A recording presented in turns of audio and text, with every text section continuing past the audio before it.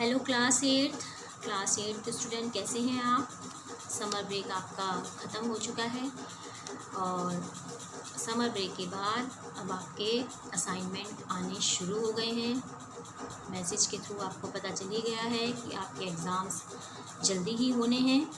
20 के बाद कभी भी आपके एग्ज़ाम्स हो सकते हैं।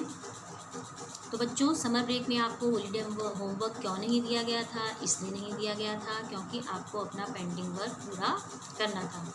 लेकिन बहुत से बच्चे जिन्होंने पहले अपना असाइनमेंट नहीं भेजा था, समर ब्रेक में भी नहीं भेजा है। तो मेरी उनसे रिक्वेस्ट है कि प्लीज़ अपना असाइनमेंट, पेंडिंग वर्क अपना जल्दी से जल्दी भेजें। साथ साथ ये असाइनमेंट जो आने शुरू हो गए हैं, इनको भी करंटली जो असाइनमेंट आ रहे हैं आपके करते रहें। और एक चीज़ और मैं कहना चाहूँगी कि जो बच्चे अपना पुराना असाइनमेंट भेज रहे हैं, प्लीज़ उसमें टॉप पर मेंशन करके भेजिए कि आप कौन सा असाइनमेंट हमें भेज रहे हैं। ऐसे ही भेजेंगे तो हमें यह देखना बहुत मुश्किल होगा कि आपने कौन से नंबर का असाइनमेंट हमको भेजा है। और आपको पता ही है कि इस असाइनमेंट से आपको कितना फ़ायदा होता है, क्योंकि आपको इसके मार्क्स दिए जाते हैं और इन एग्ज़ाम में भी आपको मार्क्स मिलेंगे। आपको इस एग्ज़ाम के पहले हम 10 असाइनमेंट दे रहे हैं। टोटल 8 हमने समर ब्रेक से पहले भेजे और 2 हम अभी भेज रहे हैं। एक इस वीक जाएगा और एक नेक्स्ट वीक जाएगा। तो आपको टोटल 20 मार्क्स इस असाइनमेंट के दिए जाएंगे, है ना। 2 नंबर का एक असाइनमेंट हो गया आपका। तो बच्चों, प्लीज़ असाइनमेंट के मार्क्स बड़े फ्रूटफुल होते हैं आपके लिए। आपने लास्ट ईयर भी देखा कि कितने अच्छे से आपको मार्क्स दिए गए थे यदि आपने असाइनमेंट भेजा है। तो हर सब्जेक्ट में आप अपना असाइनमेंट टाइमली पूरा करके भेजिए। अब बात करते हैं आपके सिलेबस की। तो सिलेबस जितना भी आपको इन 10th असाइनमेंट में कराया गया है, जो भी कराया गया है, उसी में से आपको तैयारी करनी है अपने पेपर की। तो 3 लेसन मैं आपको आपके लिटरेचर में पढ़ा चुकी हूँ और 2 मैं आपको व्याकरण में करवा रही हूँ। दूसरा लेसन आपका जो वर्ण विचार था वो आधा मैं आपको करवा चुकी हूँ समर ब्रेक से पहले, मतलब स्वर मैंने आपको पढ़ा दिया था। और आज मैं आपको व्यंजन के बारे में बताऊँगी। नेक्स्ट वीडियो जो जाएगा एग्ज़ाम से पहले, जो वीडियो जाएगा आपका, उसमें मैं आपको लैंग्वेज में और क्या क्या चीज़ें आपके पेपर में करनी है आपको तैयार, वो मैं आपको बताऊँगी। तो चलिए हम वर्ण विचार पाठ का बचा हुआ शेष भाग शुरू करते हैं। पेज नंबर 16 निकालिए। इसमें मैंने आपको स्वरों का वर्गीकरण कितने प्रकार से किया जाता है उसका पहला पार्ट आप पढ़ चुके थे बच्चों। मेन चीज़ मैं आपको बताऊंगी। 3 स्वर मैंने बता दिए थे आपको पहले पार्ट के, उसमें एक।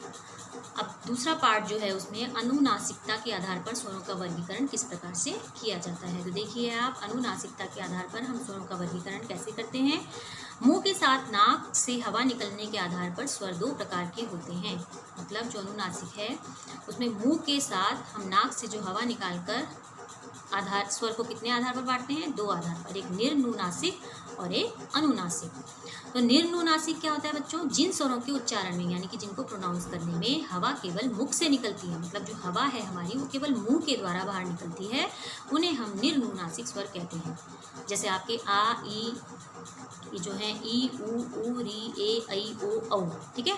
दूसरा है आपका अनुनासिक। निर्नुनासिक हवा केवल मुख से निकलती है, उन्हें निर्नुनासिक आप इनको बोल के भी देख सकते हैं एग्जाम्पल के तौर पर। दूसरा है अनुनासिक। अनुनासिक में क्या होता है? जिन स्वरों का उच्चारण करने में, यानी कि उनको प्रोनाउंस करने में हवा मुख और नाक दोनों से निकलती है। डिफरेंस समझ रहे हैं? निर्नुनासिक में हवा केवल मुंह से निकलती है, नाक से उसका कोई सरोकार नहीं है। और अनुनासिक में हवा मुख और नाक दोनों से निकलती है, उन्हें हम अनुनासिक स्वर कहते हैं। इसमें आपके चंद्रबिंदी लग जाती है, जो अभी हमने बोले उससे पहले। जैसे आप अ बोलते हैं, उसमें आप नाक का कोई यूज़ नहीं कर रहे हैं, लेकिन जब उसको आप चंद्रबिंदी लगा देंगे अनुनासिक में, अ हो जाएगा वो, है ना। आ में लगा देंगे तो आ हो जाएगा, यानी कि उसमें नाक की भी मदद ली जाएगी, तो वो अनुनासिक स्वर हो गया, ठीक है। फिर स्वरों की मात्राएं। स्वरों की मात्राओं का प्रयोग 2 रूपों में होता है, एक स्वतंत्र रूप में और एक मात्रा के रूप में। यानी स्वतंत्र रूप में कैसे करते हैं? शब्द के प्रारंभ, मध्य या अंत में स्वरों को मूल रूप में प्रयोग किया जाता है, ठीक है। शब्द के प्रारंभ या अंत में उनको मूल रूप से प्रयोग करते हैं। जैसे उदाहरण देखिए, आग, इधर, ओस, आओ, खाइए आदि में, ठीक है। ये तो है स्वतंत्र रूप से स्वरों की मात्राएं। आ, जो आ की मात्रा होती है, जब हम इसका मतलब इस वर्ण का प्रयोग करते हैं, मात्रा का प्रयोग नहीं करते, स्वतंत्र रूप से इसका प्रयोग करते हैं शब्द के आखिर में या अंत में या शुरू में, तो ये हो गया स्वतंत्र रूप में। मात्रा के रूप में कैसे करते हैं? जब कोई स्वर व्यंजन के साथ मिलाकर लिखा जाता है तब उसकी मात्रा ही लगती है, केवल मात्रा का प्रयोग होता है। जैसे हम आ की मात्रा लगाते हैं, ई की मात्रा लगाते हैं किसी व्यंजन के ऊपर, तो वो केवल मात्रा लगती है। ठीक है, ये था आपका दूसरा पार्ट। अब है तीसरा पार्ट, उच्चारण स्थान के आधार पर स्वरों का वर्गीकरण। उच्चारण स्थान के आधार पर आप स्वरों को कैसे वर्गीकृत करते हैं? किसी वर्ण के उच्चारण में जिस अंक का मुख्य योगदान होता है उसे वर्ण का उच्चारण स्थान कहते हैं। मतलब जब हम किसी वर्ण को प्रोनाउंस करते हैं, उसका उच्चारण करते हैं, उसमें जिस भी पार्ट का, जिस हमारे अंग बॉडी के जिस पार्ट का योगदान होता है उसे उस वर्ण का उच्चारण स्थान कहते हैं। जैसे गले का होगा, नाक का होगा, मुंह का होगा, जिसका भी हम प्रयोग करेंगे उसको उसका उच्चारण स्थान कहते हैं। देखिए आपकी बुक में दिया है कंठे। कंठे यानी कंठ से, यानी कि गले से। जिन वर्णों का उच्चारण कंठ से होता है उन्हें कंठे कहते हैं। बोल के देखिए, अ एक कंठे स्वर है। अ जब आप बोलेंगे तो गले से बोलेंगे, गले से आवाज आएगी, गले की हेल्प लेंगे, तो अ एक कंठे स्वर है। चित्र के माध्यम से भी इसमें समझाया गया है, आप देख सकते हैं। तालव्य, जिन वर्णों का उच्चारण तालु से होता है उन्हें तालव्य कहते हैं। तालव्य मतलब आपके जीभ के नीचे का हिस्से का जो भाग होता है तालु, उसे कहते हैं तालव्य। ठीक है, तो जिनका उच्चारण तालव्य से होता है उन्हें हम तालव्य कहते हैं। ई तालव्य स्वर है। ठीक है, ई बोल के देखिए, वह एक तालव्य स्वर है। फिर है मूर्धन्य, जिन वर्णों का उच्चारण मूर्धा से होता है, ये चित्र दिया गया है ना आपका, मूर्धा से होता है उन्हें मूर्धन्य कहते हैं। री जो है वो मूर्धन्य स्वर है। ठीक है, फिर है ओष्ठ्य, जिन वर्णों का उच्चारण ओष्ठ से यानी कि आपके होठों के द्वारा होता है उन्हें ओष्ठ्य कहते हैं। ऊ देखिए, ऊ में आपके दोनों होठ आगे को आ जाते हैं, तो यह एक ओष्ठ्य स्वर है। कंठ तालव्य, यानी कि कंठ का भी और तालु का भी प्रयोग होगा, वो कंठ तालव्य है। जिन वर्णों का उच्चारण कंठ और तालु दोनों से होता है उन्हें कंठ तालव्य कहते हैं। जैसे ए और ऐ, ये आपके कंठ तालव्य स्वर हैं। फिर है कंठोष्ठ है। कंठोष्ठ है मतलब जैसे नाम से स्पष्ट है, कंठ और गला। जिन वर्णों का उच्चारण कंठ और ओष्ठ यानी कि गला और होठ की हेल्प जिसमें ली जाती है उन्हें हम कंठोष्ठ कहते हैं। ठीक है, ओ और औ कंठोष्ठ स्वर है। अब है चौथा पार्ट आपका, जो ये स्वरों का वर्गीकरण हम कर रहे हैं, उसका चौथा पार्ट है प्रयत्न के आधार पर स्वरों का वर्गीकरण। ठीक है, तो वर्णों का उच्चारण करने में बोलने वालों को जो चेष्टा करनी पड़ती है, यानी कि जो प्रयत्न करना पड़ता है, उसे हम प्रयत्न कहते हैं। ठीक है, जब हम वर्णों का उच्चारण करने में जो मेहनत करते हैं, जो हम प्रयास लगाते हैं, उसे हम प्रयत्न कहते हैं। प्रयत्न के आधार पर स्वरों के निम्नलिखित मुख्य भेद होते हैं, जैसे कि घोष स्वर। सभी स्वरों के उच्चारण में स्वर तंत्रियों में कंपन होता है। मतलब जब हम स्वरों को उच्चरित करते हैं तो हमारी जो स्वर तंत्रियां हैं अंदर से, उसमें कंपन होता है, यानी कि एक नाद होता है, आवाज़ होती है, घोष होता है। इसीलिए सभी भाषाओं के सभी स्वर जो है वो घोष होते हैं। फिर है विव्रत, जब उच्चारण में मुंह खुला होता है, जब हम किसी वर्ड का या शब्द का उच्चारण करते हैं तो हमारा मुंह खुला होता है। और संपूर्ण वायु मार्ग, जहाँ से वायु आसपास हवा पास होती है, वायु मार्ग एक विवर सुरंग के रूप में होता है। मतलब जैसे गले से बाहर निकाल रहे हैं और मुंह खुला का खुला है, तो एक सुरंग के रूप में होता है। तो इस प्रयत्न को हम क्या कहते हैं? विव्रत कहते हैं। सभी स्वर विव्रत होते हैं। फिर है आपका अयोगवा। अयोगवा आपने पिछली कक्षा में भी पढ़ा है। हिंदी वर्णमाला में स्वरों के बाद दो ध्वनियाँ और भी हैं, अ यानी अनुस्वार और अह यानी विसर्ग, जो आप संस्कृत में पढ़ते हैं विसर्ग। अ अंग, जो अभी मैंने पढ़ाया आपको, अनुनासिक पढ़ाया आपको मैंने, और निर्नुनासिक पढ़ाया। और अ जो है वो बिंदी जो होती है ऊपर, उसे अनुस्वार बोलते हैं। और अह यानी कि विसर्ग। ये स्वर ध्वनियाँ नहीं हैं, इनको स्वर ध्वनियाँ नहीं कहा जाता, किंतु इनका उच्चारण स्वर की सहायता से ही होता है। लेकिन स्वर की हेल्प हमें इन्हें प्रोनाउंस करने में लेनी होती है, इसलिए इन्हें क्या कहते हैं? अयोगवा कहते हैं।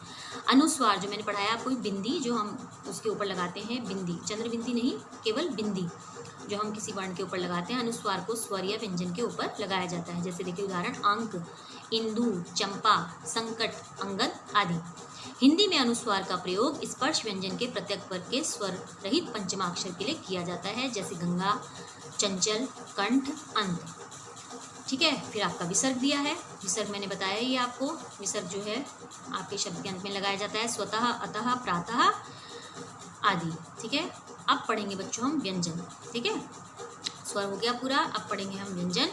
जो वर्ण स्वरों की सहायता से बोले जाते हैं। ऐसे कुछ वर्ण हैं जिन्हें बोलने में हमें स्वरों की सहायता लेनी होती है, जिनके उच्चारण में यानी जिनको प्रोनाउंस करने में हवा रुककर या रगड़ खाकर मुख से बाहर निकलती है, उन्हें हम व्यंजन कहते हैं। या तो जो हमारी हवा है जब हम उस वर्ण को उच्चरित करेंगे वो रुक कर आएगी या फिर रगड़ खाकर थोड़ा सा कहीं पर टकरा कर आएगी, उन्हें हम व्यंजन कहते हैं। व्यंजनों का वर्गीकरण कैसे होता है बच्चों? देखो, व्यंजन वर्णों को सामान्यतः 3 भागों में बांट सकते हैं, विभक्त किया जाता है: स्पर्श, अंतस्थ और ऊष्म।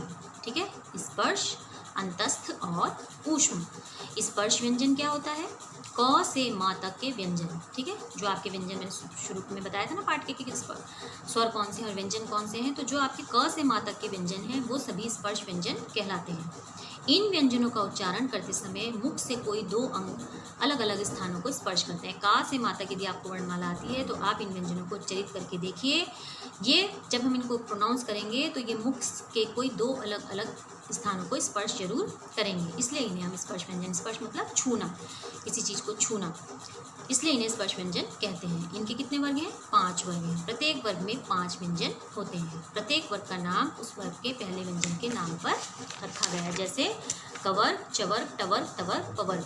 ठीक है, फिर आपका दूसरा अंतस्थ व्यंजन। अंतस्थ व्यंजनों का उच्चारण करते समय हवा मुंह से अंतस्थ व्यंजनों का उच्चारण करते समय मुख का कोई अंग दूसरे अंग का पूरी तरह स्पर्श नहीं करता। उसमें तो स्पर्श करता है, इसमें स्पर्श नहीं करता, अर्थात इनका उच्चारण स्वरों और व्यंजनों के बीच की स्थिति में होता है, इसलिए इन्हें हम अंतस्थ व्यंजन कहते हैं। य, र, ल, व आप बोल के देखो, ये कहीं भी किसी दूसरे अंग को मुंह के टच नहीं करेंगे। 4 अंतस्थ व्यंजन हैं। फिर है ऊष्म व्यंजन। इनका उच्चारण करते समय हवा मुंह से अत्यधिक रगड़ खाने के कारण, ऊष्म का मतलब ही गर्म होता है, थोड़ी सी गर्म हो जाती है, इसलिए इन्हें ऊष्म व्यंजन कहते हैं। ये संख्या में 4 हैं: श, स, स, ह। बहुत ज़्यादा जोर लगाना पड़ रहा है ना, प्रेशर लगाना पड़ रहा है, तो ये क्या हो गया? ऊष्म व्यंजन। उसके बाद बच्चों आपके 2 और हैं, संयुक्त और ग्रहित व्यंजन। संयुक्त व्यंजन क्या है? जिन भिन्न व्यंजनों के योग से बने व्यंजन, 2 भिन्न यानी कि 2 भिन्न व्यंजनों के योग से जब हम उनको जोड़ते हैं तो उनसे जो व्यंजन बनते हैं हम उन्हें संयुक्त व्यंजन कहते हैं। इसमें आपके उदाहरण दिए गए हैं नीचे।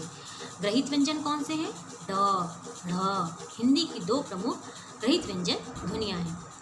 इनके अतिरिक्त विदेशी भाषाओं के शब्द हिंदी में आ जाने से कुछ नई ध्वनियों की व्यवस्था की गई है, जिसके लिए कुछ व्यंजनों में नुक्ता, वो हम अक्षर के नीचे लगाते हैं ना, उसको नुक्ता बोलते हैं। जैसे आप ज़्यादा में लगाते हैं या बाज़ार में लगाते हैं या आरजू में लगाते हैं, ठीक है, उसे हम क्या बोलते हैं? नुक्ता बोलते हैं। इसमें और भी उदाहरण दिए गए हैं आपके, ज़रा, ठीक है, फन, ये है, इसको क्या बोलते हैं? नुक्ता बोलते हैं। ठीक है बच्चों, तो ये था आपका व्यंजन। एक और है आपका इसके अलावा द्वित्व व्यंजन। द्वित्व व्यंजन क्या होता है बच्चों?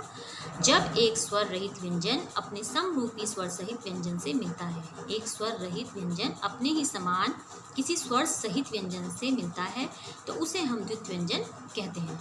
ठीक है, देखिए जैसे कच्चा यानी कि च और चा, ठीक है, पक्का, गत्ता, गद्दी, खड्डी, सम्मान आदि। विशेष रूप से व्यंजनों का वर्गीकरण 2 आधारों पर किया जाता है। व्यंजनों को हम कैसे बांटते हैं? 2 आधारों पर। कैसे? उच्चारण स्थान के आधारों पर और प्रयत्न के आधारों पर। ये भी उसी प्रकार हैं जैसे आपने अभी स्वर के पाठ पढ़े। देखिए, उच्चारण स्थान के आधार पर कंठे, तालव्य, मूर्धन्य, दंत्य और ओष्ठ्य, नासिक्य, दंतोष्ठ्य। मतलब ये उच्चारण स्थानों के आधार पर आप व्यंजनों को किस प्रकार बांट सकते हैं, ये आपकी पूरी सारणी यहाँ पर दी हुई है। प्रयत्न के आधारों पर व्यंजनों को आप कैसे बांट सकते हैं, ये यहाँ पर दिया हुआ है। जैसे आपने वहाँ पढ़ा था घोष, अघोष, इसके उदाहरण आपके दिए हुए हैं। अब इसमें दूसरा पार्ट जो है, श्वास की मात्रा के आधार पर व्यंजनों के भेद। ठीक है, श्वास की मात्रा पर यानी कि सांस की मात्रा के आधार पर हम अगर देखें तो व्यंजनों के 2 भेद होते हैं, अल्प प्राण और महाप्राण। कौन से भेद होते हैं? अल्प प्राण और महाप्राण। अल्प प्राण व्यंजन क्या होता है? जिन व्यंजनों के उच्चारण में श्वास वायु कम मात्रा में बाहर निकलती है उन्हें हम अल्प प्राण व्यंजन कहते हैं। जिन व्यंजनों के उच्चारण में, उनको प्रोनाउंस करने में जो हमारी सांस से जो हवा आती है वो थोड़ी कम मात्रा में बाहर निकलती है, अल्प मतलब कम, उन्हें हम अल्पप्राण व्यंजन कहते हैं। वर्गों के पहले, तीसरे और पांचवें व्यंजन तथा य र ल व अल्पप्राण होते हैं। समझे? जो उदाहरण दिया है वर्ग का, उसके पहले, तीसरे और पांचवें व्यंजन तथा य र ल व क्या होते हैं? अल्पप्राण होते हैं। अब महाप्राण क्या होता है? जिन व्यंजनों के उच्चारण में श्वास वायु अधिक मात्रा में बाहर निकलती है, उसमें तो कम मात्रा में निकलती है, इसमें बहुत ज़्यादा मात्रा में बाहर निकलती है, उन्हें हम महाप्राण व्यंजन कहते हैं। वर्गों के दूसरे, चौथे तथा ह, श, स व्यंजन महाप्राण होते हैं। ठीक है। श्वास के अवरोध के आधार पर व्यंजनों के कितने भेद होते हैं बच्चों? ये पहला दूसरा पार्ट था इसका, जो आपने भी पढ़ा। स्वर तंत्रियों के कंपन के आधार पर व्यंजनों के भेद, घोष और अघोष, ये दो हैं स्वर तंत्रियों के आधार पर। ये प्रयत्न के आधार पर पढ़ रहे हैं आप व्यंजनों का वर्गीकरण। उसका पहला पार्ट क्या है? स्वर तंत्रियों के कंपन के आधार पर व्यंजनों के भेद, जिसके दो पार्ट हैं, घोष और अघोष। दूसरा पार्ट है श्वास की मात्रा के आधार पर व्यंजनों के भेद, जिसके दो पार्ट हैं, अल्पप्राण व्यंजन और महाप्राण व्यंजन। अब तीसरा पार्ट है इस श्वास के अवरोध के आधार पर व्यंजनों के भेद। वर्णों का उच्चारण करते समय श्वास वायु में कहाँ और कैसे अवरोध उत्पन्न होता है, इस आधार पर व्यंजनों के निम्नलिखित भेद होते हैं। ये दिया है आपका स्पर्शी, संघर्षी, स्पर्शी संघर्षी, नासिक्य, पार्श्विक, उत्क्षिप्त, प्रकंपित, अर्धस्वर। ठीक है। ये सारा आपको पिक्चर के माध्यम से भी समझाया गया है। तो इतना ही है आपका बच्चों इस चैप्टर में। वर्ण विचार में आपका इतना ही है। वर्ण विच्छेद दिया है ये आपका, कि वर्ण विच्छेद जो मैंने आपके चैप्टर के शुरू में बताया किस प्रकार से करते हैं। मैं बार बार आपको कहती हूँ, जो आपका ये व्याकरण पुष्प में जो चैप्टर दिए हैं उसमें एक बहुत अच्छी चीज़ दी गई है आपको। लास्ट में इसमें दिया है हमने सीखा, जिसमें आपके मोस्ट इंपॉर्टेंट पॉइंट्स इसमें इन्होंने कवर कर रखे हैं। अगर आप इस एक लाइन को पढ़ेंगे तो आपका मतलब जो मुख्य बिंदु हैं इस पाठ के, वो सब इसमें कवर्ड हैं। तो आपको इसको ज़रूर पढ़ना है, हमने सीखा को। ठीक है बच्चों। तो सिलेबस आपका ये है। और जो 10th असाइनमेंट में अभी लैंग्वेज का कुछ थोड़ा पार्ट बचा है, जो आपके विलोम शब्द पर्यायवाची है, वो मैं आपको अगले वीडियो में समझाऊंगी कि आपको क्या क्या करना है।